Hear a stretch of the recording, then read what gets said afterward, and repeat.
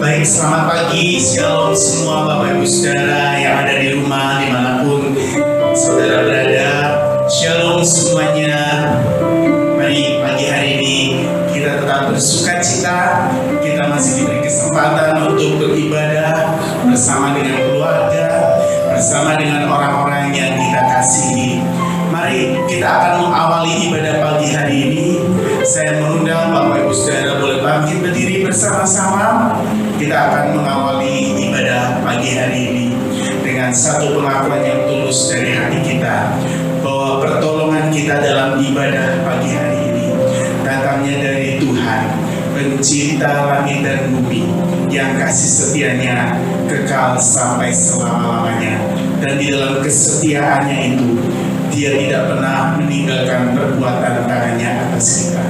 Oleh sebab itu, turunlah atas saudara-saudara sekalian kasih karunia dan damai sejahtera daripada Tuhan kita Yesus Kristus.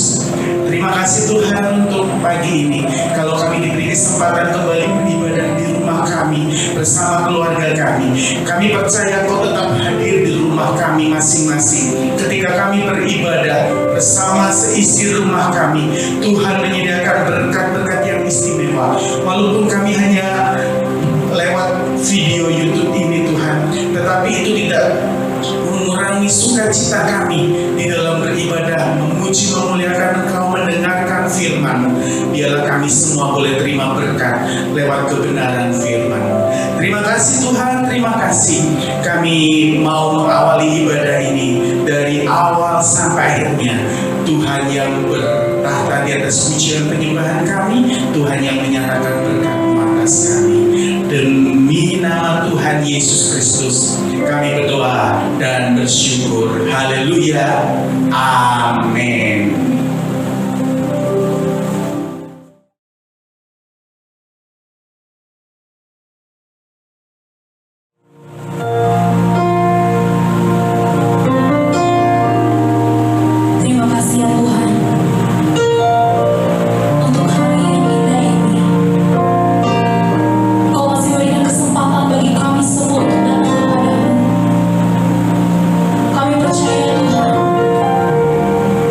Itu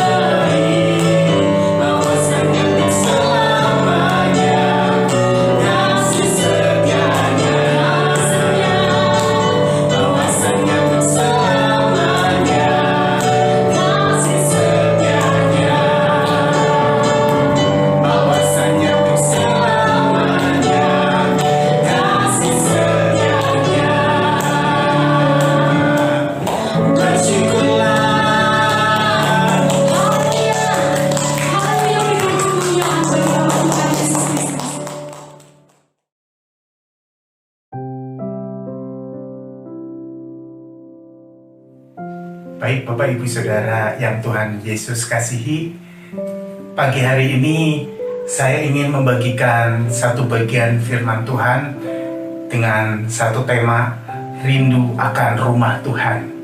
Mari hari ini saya ingin mengajak Bapak Ibu Saudara untuk kita membangun kerinduan terhadap rumah Tuhan. Kita sama-sama melihat satu bagian firman yang tertulis dalam Mazmur pasal 84 ayat 1 sampai ayat yang ke-13. Mazmur pasal 84 ayat 1 sampai 13. Saya akan bacakan buat Bapak Ibu Saudara sekalian. Dari rumah Bapak Ibu Saudara masing-masing bisa menyimak, memperhatikan dan mengikuti pemberitaan firman dengan baik. Ya. Judul perikopnya tertulis di Alkitab kita, rindu kepada kediaman Allah. Untuk pemimpin biduan menurut lagu Gitit, Mazmur Bani Korah. Betapa disenangi tempat kediaman-Mu, ya Tuhan semesta alam. Jiwaku hancur karena merindukan pelataran-pelataran Tuhan. Hatiku dan dagingku bersorak-sorai kepada Allah yang hidup. Bahkan burung pipit telah mendapat sebuah rumah, dan burung layang-layang sebuah sarang, tempat menaruh anak-anaknya. Pada mesbah-mesbah-Mu, ya Tuhan semesta alam, ya Rajaku dan Allahku. Berbahagialah orang-orang yang diam di rumah-Mu, yang terus-menerus memuji-muji Engkau, Selah. Berbahagialah manusia yang kekuatannya di dalam Engkau, yang berhasrat mengadakan ziarah. Apabila melintasi lembah Baka, mereka membuatnya menjadi tempat yang bermata air. Bahkan hujan pada awal musim menyelubunginya dengan berkat. Mereka berjalan makin lama makin kuat, hendak menghadap Allah di Sion. Ya Tuhan Allah semesta alam, dengarkanlah doaku. Pasanglah telinga, ya Allah Yakub, Selah. Lihatlah perisai kami, ya Allah. Pandanglah wajah orang yang Kau urapi. Sebab lebih baik 1 hari di pelataran-Mu daripada 1000 hari di tempat lain. Lebih baik berdiri di ambang pintu rumah Allahku daripada diam di kemah-kemah orang fasik. Sebab Tuhan Allah adalah matahari dan perisai. Kasih dan kemuliaan Ia berikan. Ia tidak menahan kebaikan dari orang yang hidup tidak bercela. Ya Tuhan semesta alam, berbahagialah manusia yang percaya kepadamu. Nah, Bapak Ibu Saudara Tuhan Yesus kasihi, ini adalah minggu kedua kita beribadah di rumah kita bersama dengan keluarga kita. Saya tidak tahu bagaimana perasaan Bapak Ibu Saudara. Apakah saudara sekalian memiliki kerinduan, rindu akan rumah Tuhan, rindu untuk datang ke gereja, karena ada sesuatu yang rasa-rasanya udah sekian lama kita nggak pernah datang ke rumah Tuhan. Waktu beberapa hari yang lalu, ketika kami harus habis mengikuti acara pemakaman salah satu keluarga jemaat, lalu kami mengantar saudara Elion ke gereja, ke gedung lama. Waktu kami melihat gedung gereja, baik gedung baru maupun gedung lama, kami sempat masuk ke gedung lama. Di situ ada perasaan, waduh Tuhan, ini tempat yang udah lama kami tinggalkan. Padahal baru seminggu yang lalu dan ditambah minggu ini. Tapi itu rasanya udah sekian lama kami tinggalkan rumah Tuhan. Dan ada keinginan, ada begitu rasa rindu yang mendalam. Karena ini rumah Tuhan. Dulu kita sering berdoa bukan di gereja, di rumah Tuhan. Kita selalu berseru, Tuhan, kiranya matamu dan hatimu tertuju atas rumahmu ini, tempat di mana nama Tuhan disebutkan. Nah, pemazmur ketika dia menyatakan cetusan kerinduan hatinya kepada Allah, dia katakan, betapa disenangi tempat kediamanmu, ya Tuhan semesta alam. Kira-kira seperti itu Bapak Ibu Saudara. Ketika dia ingat akan rumah Tuhan, ketika setiap kali dia datang ke rumah Tuhan, dia bilang, betapa disenanginya tempat kediamanmu ya Allah. Jiwaku hancur karena merindukan pelataran-pelataran Tuhan. Hatiku dan dagingku bersorak-sorai kepada Allah yang hidup. Artinya setiap kali pemazmur datang ke rumah Tuhan, ada sesuatu yang membuat dia bergairah, ada sesuatu yang membuat dia bersuka cita. Bahkan Daud sebagai pemazmur juga, pemazmur yang lain pernah berkata, aku bersuka cita ketika dikatakan orang, mari kita pergi ke rumah Tuhan. Kenapa? Karena rumah Tuhan dia bisa berjumpa dengan Tuhan. Di rumah Tuhan dia merasakan kebaikan Tuhan. Dia merasakan kasih Tuhan yang dinyatakan. Dia bisa menikmati firman Tuhan. Dia bisa menikmati keagungan Tuhan. Dia bisa menyembah Allah, berjumpa secara pribadi dengan Allahnya. Nah, saya harap sekalipun kita tidak bisa datang ke rumah Tuhan, tapi mari kita jadikan rumah kita tempat di mana kita mengundang Tuhan hadir di keluarga kita. Biarlah rumah kita menjadi rumah di mana Tuhan hadir di keluarga kita, memberkati keluarga kita. Ingat ketika Tabut habis dirampas oleh orang Filistin, kemudian ketika Tuhan mengirim tulah ke tengah-tengah orang Filistin, tabut Allah itu dikembalikan ke orang Israel, orang Yahudi. Tapi sampai ke satu daerah dan kemudian ditempatkan di rumah Obed-Edom. Alkitab katakan ketika tabut Allah ditaruh di rumah Obed-Edom, di sana Tuhan memberkati keluarga Obed-Edom karena ada kehadiran Tuhan di sana. Kalau kita mengundang Allah hadir di rumah kita, di keluarga kita, di sana ada kehadiran Allah yang memberkati keluarga kita. Mari tangkap ini dengan iman kita. Ketika kita bersama dengan keluarga kita beribadah kepada Tuhan, atau ketika kita sendirian datang kepada Tuhan di rumah, itu juga Tuhan hadir memberkati rumah kita, memberkati hidup kita. Karena kehadiran Tuhan itu yang terutama, yang paling penting di dalam hidup kita. Ya, saat ini dengan situasi yang kita hadapi, memang kita tidak bisa datang ke rumah Tuhan, tapi biarlah semangat kerinduan akan rumah Tuhan tetap berkobar di hati kita.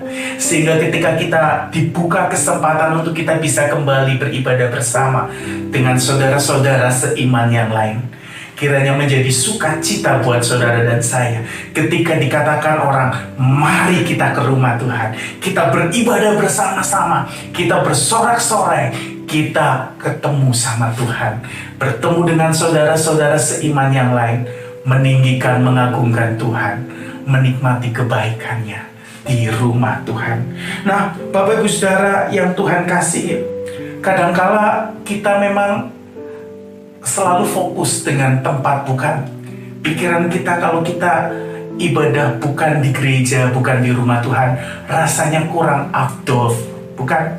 Rasanya kurang nyaman ibadah, apalagi dengan pakai nonton di YouTube seperti ini. Bapak Ibu Saudara hanya mendengarkan hamba Tuhan berbicara lewat televisi atau lewat handphone Bapak Ibu Saudara, lewat saluran YouTube channel, atau mungkin link yang diberikan. Bapak Ibu Saudara hanya nonton, diajak ayo kita nyanyi menyembah Tuhan. Bapak Ibu Saudara belum tentu juga nyanyi. Syukur kalau ikut nyanyi, mengundang Tuhan hadir dalam ibadah yang kita lakukan secara online seperti ini, ya. Tapi saya tetap mengajak Bapak Ibu Saudara, mari undang Tuhan hadir. Ketika kita menyembah Tuhan bersama-sama, ikutlah menyanyi menyembah Tuhan, undang Tuhan hadir di tengah keluarga Bapak Ibu Saudara.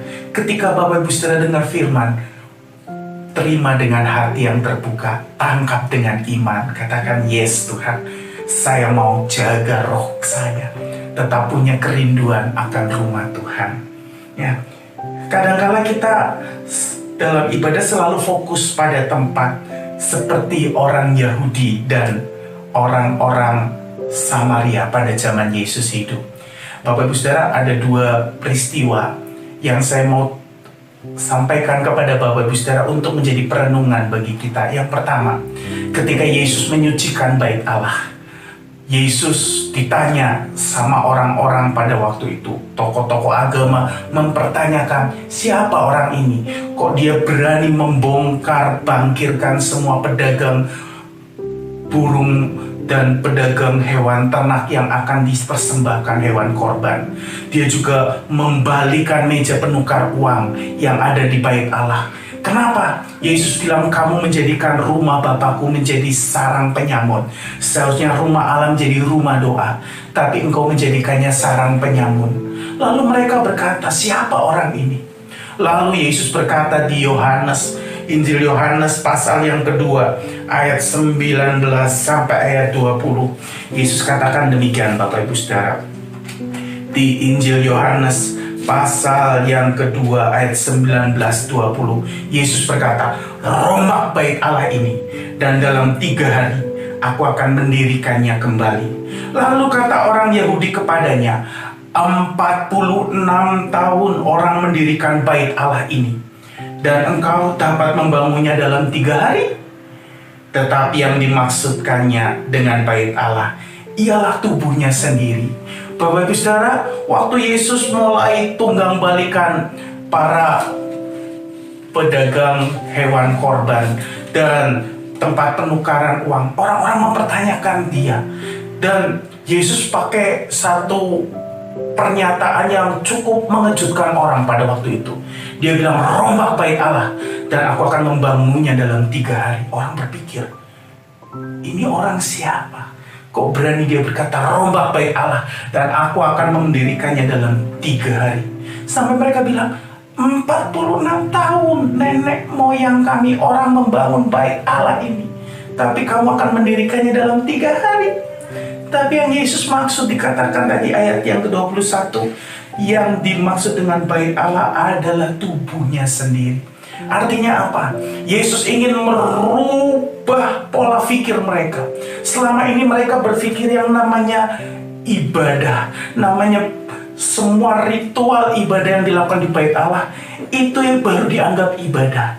Tapi Yesus bilang, semua akan dirombak dalam 3 hari ketika dia menyerahkan nyawanya di atas kayu salib. Tubuhnya disalibkan untuk apa? Menggenapi karya penebusan Allah yang Allah rencanakan. Artinya semua korban-korban yang dijelaskan dalam perjanjian lama itu hanyalah lambang, dan itu akan digenapi lewat karya penebusan Kristus ketika dia menyerahkan nyawanya di atas kayu salib. Itulah penebusan yang sesungguhnya, korban tebusan yang sejati, yaitu pengorbanan Kristus di atas kayu salib. Itu sebabnya Yesus katakan, rombak bait Allah dan aku akan mendirikannya kembali dalam 3 hari. Dalam 3 hari Yesus akan dirikan kembali bait Allah, bentuk penyembahan yang sejati, yaitu mempersembahkan tubuh kita sebagai persembahan yang hidup, kudus, dan berkenan kepada Allah, sebagai ibadah yang sejati. Karena kita tahu korban kita bukan sekedar binatang korban yang dipersembahkan, tapi sudah ditanggung oleh Kristus. Sehingga mari kita beribadah dengan hati kita, dengan tubuh kita, dengan roh kita. Ya, lalu yang kedua, kisah perempuan Samaria, Bapak Ibu Saudara. Perempuan Samaria waktu berbicara, berdialog dengan Yesus, lalu di dalam percakapannya itu dia ketemu dengan satu pengenalan terhadap pribadi Yesus. Dia katakan, sekarang aku tahu engkau seorang nabi. Kenapa? Karena Yesus bisa menjelaskan tentang siapa dirinya tanpa Yesus harus mengorek latar belakangnya. Yesus bisa tahu siapa dia, perempuan Samaria ini. Dia bilang, nyata bagiku engkau seorang nabi. Lalu perempuan Samaria itu di Yohanes 4 ayat 20 dan 21 katakan begini, nenek moyang kami menyembah di atas gunung ini, tetapi kamu katakan bahwa Yerusalemlah tempat orang menyembah. Kata Yesus kepadanya, percayalah kepadaku hai perempuan, saatnya akan tiba bahwa kamu akan menyembah Bapa, bukan di gunung ini dan bukan juga di Yerusalem. Kembali lagi kita ketemu dengan orang yang punya pemahaman bahwa ibadah itu selalu terfokus dengan tempat. Ketika perempuan Samaria itu berkata kepada Yesus, nenek moyang kami menyembah Allah di atas gunung ini, tetapi kalian orang Yahudi katakan Yerusalemlah tempat menyembah Allah. Kenapa orang Samaria berkata bahwa nenek moyang mereka menyembah Allah di gunung ini? Itu ternyata adalah latar belakangnya, Bapak Ibu Saudara ya. Kalau kita baca kitab Ulangan pasal 11 ayat 29, waktu Tuhan berfirman kepada Musa nanti ketika orang Yahudi sudah diberi tanah perjanjian orang Israel. Saya bacakan saja ya, Ulangan 11 ayat 29. Jadi apabila Tuhan Allahmu telah membawa engkau ke negeri yang engkau masuki untuk mendudukinya, maka haruslah engkau mengucapkan berkat di atas gunung Gerisim dan kutuk di atas gunung Ebal. Jadi di atas gunung Gerisim dan di atas gunung Ebal ada ucapan berkat dan kutuk yang disampaikan di sana, supaya mereka ingat akan perjanjian Allah mereka. Dan itu letaknya di daerah Samaria, Bapak Ibu Saudara. Itu sebabnya buat orang-orang Samaria, ketika mereka, lokasi mereka di sana ada gunung Ebal, ada gunung Gerisim, tempat di mana ada pembacaan berkat dan kutuk, berkat di gunung Gerisim dan kutuk di gunung Ebal. Buat mereka di sini Tuhan pernah buat perjanjian. Berkat atau kutuk. Berkat buat orang yang sungguh-sungguh melakukan perintah ketetapan Tuhan. Kutuk kalau tidak mau taat melakukan perintah ketetapan Tuhan. Jadi buat orang Samaria, mereka punya tempat sakral, tempat yang Tuhan sendiri perintahkan untuk mengucapkan berkat dan kutuk di kedua gunung ini. Tapi buat orang Yahudi, dari ketika Israel pecah jadi dua suku, mereka justru waktu zaman kejayaan Daud, Salomo, mereka mendirikan bait Allah di Yerusalem. Sehingga mereka katakan di Yerusalemlah beribadah kepada Allah. Kenapa? Di Yerusalem ada bait Allah, lambang kehadiran Allah. Ketika seluruh umat datang menyembah Tuhan, fokusnya selalu bait Allah di Yerusalem. Jadi ketika perempuan Samaria ini mulai mempertanyakan, jadi sesungguhnya yang mana ibadah yang benar?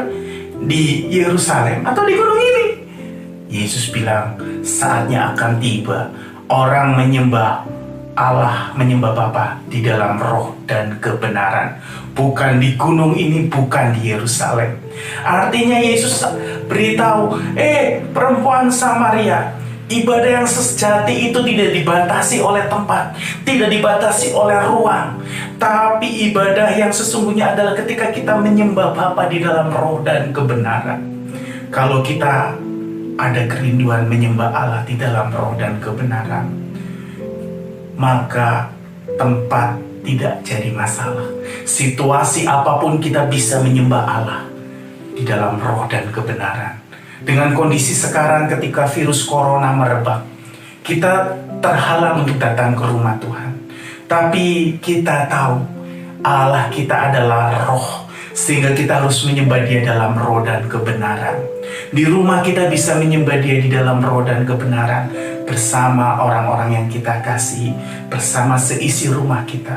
Atau ketika kita sendiri, kita juga bisa menyembah Dia di dalam roh dan kebenaran. Mari Bapak Ibu Saudara hari ini miliki kerinduan untuk datang mendekat kepada Allah, menyembah Dia di dalam roh dan kebenaran. Karena sesungguhnya Tuhan tidak dibatasi oleh ruang dan waktu.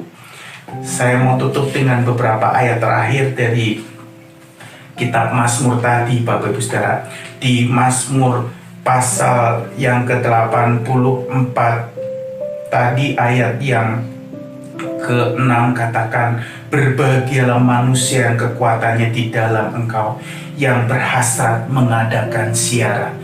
Bapak Ibu Saudara, pemazmur katakan berbahagialah orang yang kekuatannya di dalam Engkau, berhasrat mengadakan siara. Siara itu apa? Siara ketika mereka dari tempat kediaman mereka datang ke tempat di mana ada rumah Allah, datang ke bait Allah untuk menyembah Tuhan, beribadah kepada Allahnya. Itu mereka bersiara. Mereka ketika mereka menjadikan Tuhan puncak sukacita mereka. Bahkan di ayat-ayat terakhir dikatakan, sebab lebih baik 1 hari di pelataranmu daripada 1000 hari di tempat lain. Lebih baik berdiri di ambang pintu rumah Allahku daripada diam di kemah-kemah orang fasik. Pemazmur berikan perbandingan, ada di pelataran rumah Tuhan itu udah lebih baik dibanding di tempat lain. Ya. 1 hari di pelataranmu Tuhan lebih baik dari 1000 hari tempat lain. Lebih baik berdiri di ambang pintu rumah Allahku daripada diam di kemah-kemah orang fasik. Ya, ini sesuatu yang pemazmur ungkapkan. Kenapa? Sebab Tuhan adalah matahari dan perisai. Kasih dan kemuliaan Ia berikan. Ia tidak menahan kebaikan kepada orang yang hidup tidak bercela. Kiranya Tuhan menolong kita menjadi orang-orang yang menikmati kasih dan kebaikan Tuhan. Ketika kita merindukan Tuhan, hidup tidak bercela. Tuhan memberkati kita sekalian, miliki terus kerinduan akan rumah Tuhan, kerinduan untuk menyembah Tuhan di dalam roh dan kebenaran. Mari kita mau satukan hati, kita berdoa untuk firman Tuhan yang kita dengarkan. Tuhan, terima kasih untuk firman-Mu yang kami dengar hari ini. Kami percaya Tuhan, bahwa lewat firman-Mu Engkau mengajar kami, mengingatkan kami, untuk kami memiliki kerinduan akan Tuhan, kerinduan akan rumah-Mu. Sebab di rumah Tuhan itu, kami boleh menikmati sukacita, menikmati kebaikan Tuhan.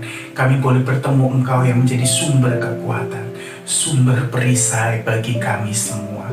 Terima kasih Tuhan, terima kasih. Berkati pemberitaan firman-Mu. Biarlah dengan suasana seperti ini sekalipun kami percaya, kami mendapat kekuatan yang baru. Roh kami disegarkan di dalam Tuhan. Terima kasih Bapa, kami mengucap syukur buat semuanya ini.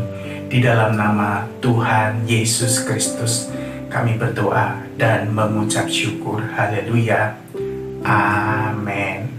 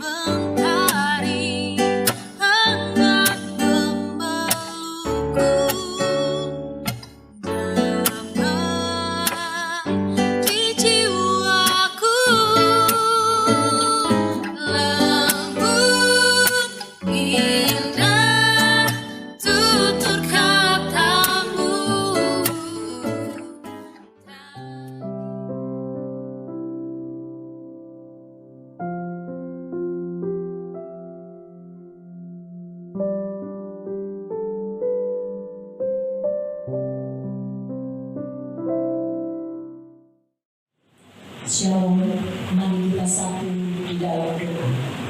Bapa kami yang di dalam surga, kami bersyukur dan berterima kasih kalau pada pagi hari ini Tuhan, di dalam segala kesulitan kami, di dalam segala keterbatasan kami masih boleh datang kepada Tuhan. Kami masih diberikan kesempatan untuk memuji-muji nama Tuhan. Kami mendengarkan firman Tuhan, dan pada saat ini kami juga mau bersama-sama berdoa, memohon anugerah dan kasih sayang Tuhan, khususnya untuk gereja Gia Popo Permai ini ya Tuhan, dan umumnya untuk dunia ini. Tuhan, terima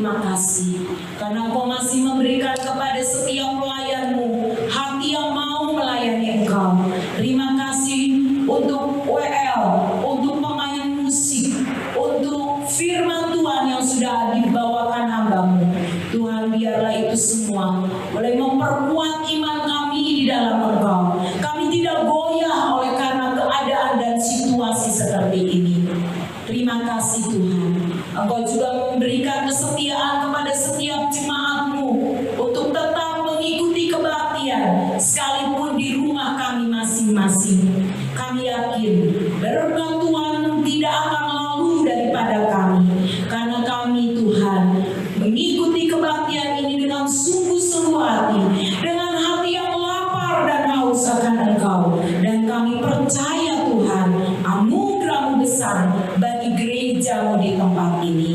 Dan saat ini kami juga berdoa khususnya untuk kesehatan daripada setiap jemaat-Mu Tuhan, mulai dari hamba-hamba Tuhan, penatua, majelis, para pengurus, sampai kepada setiap jemaat, baik itu jemaat umum, PRBK dan sekolah minggu. Tuhan, kami mohon Engkau yang memberi kepada kami kesadaran untuk kami mengambil bagian kami, menjaga kesehatan kami secara pribadi, lepas pribadi. Dan kami yakin Tuhan, Engkau yang akan terus menolong kami, memberikan kepada kami kesetiaan di dalam Engkau, di dalam membaca firman-Mu, di dalam berintim dengan Engkau, bahkan di dalam doa-doa kami untuk saudara-saudara kami.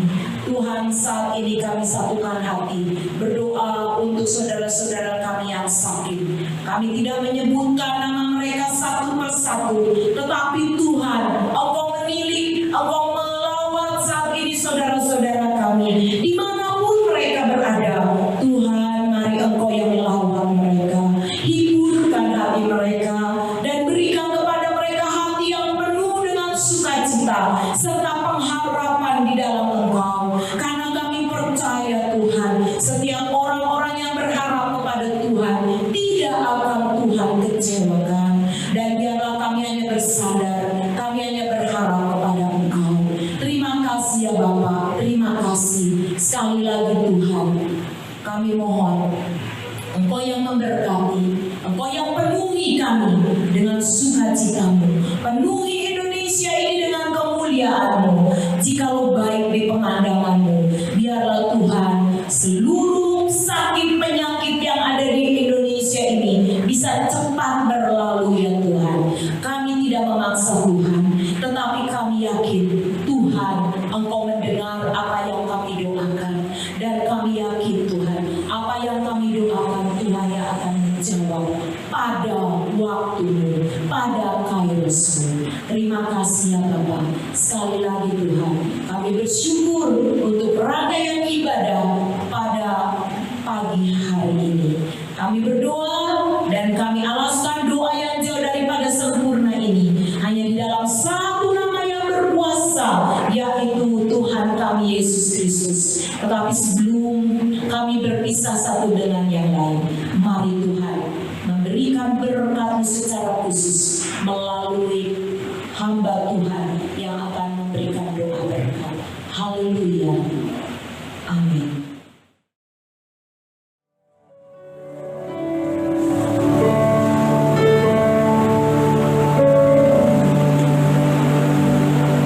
Mari Bapak Ibu Saudara, setelah kita beribadah kepada Tuhan, biarlah kita boleh menjadi umat Tuhan yang merindukan akan rumah Tuhan sebagai tempat kediaman Tuhan senantiasa. Dan kita tahu Tuhan kita adalah roh, sehingga kita harus menyembah Dia di dalam roh dan kebenaran. Mari arahkan hati dan terimalah berkat Tuhan. Tuhan memberkati engkau dan melindungi engkau. Tuhan menyinari engkau dengan wajah-Nya dan memberi engkau kasih karunia. Tuhan menghadapkan wajah-Nya kepadamu dan memberi engkau damai sejahtera. Oleh sebab itu saudara-saudaraku yang dikasihi oleh Tuhan, mari terimalah segala berkat, rahmat anugerah daripada Allah Bapa kita, cinta kasih sayang penyertaan putranya Tuhan kita Yesus Kristus, dan persekutuan damai dengan Roh Kudus kiranya terus tinggal menyertai kita sekalian, mulai saat ini sampai Maranatha Tuhan Yesus datang kedua kalinya, bahkan sampai selama-lamanya. Demi nama Tuhan kami Yesus Kristus, kami berdoa dan terima berkat-Mu dengan penuh ucapan syukur. Haleluya. Mari percaya sama-sama kita katakan